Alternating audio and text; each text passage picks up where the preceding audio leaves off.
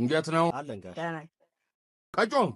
አቤት ጋሽ። ነው ሙንደል ያለች ተመቸሽ አይደል? የግቢ ታባቱ ጎበዝ አምሮ። አቤት እንዴት ነው ታዲያ? አለን ጋሽ። ቆንጆ አረጋችሁት እኮ እውነቴን ነው። ሙት ቆንጆ አረጋችሁት። የታባቱ ያሌባ ማን ዘሪሁን ያሌባ አቤት ጋሽ። ጀግና እኮ ነው ቴዎድሮስ። ይኸው ታዲያ እዚህ ነዝፈን የለም ወደ ቤት እንዳይረበሽ አልፎ አዎ ጥሩ ነው ስራ ታዲያ ጥሩ ነው። አረ ቴዎድሮስ አይደለም እንዴ? ምንድነው ጋሽ? ምንድነው ይሄ ቀለም? ምንድነው ይሄ? እውነቴን ነው። እኔ እኮ እንጨት ቤት የነበርኩ ጊዜ ዕቃዬን እዚህ እደብቃለሁ። አሁን ደግሞ የት ወስጄ ልደብቅሽ? አእምሮ ምንድነው የምትሰሩት ይሄ ነገር እንዴ? አብስትራክት ማለት ስዕል ነው።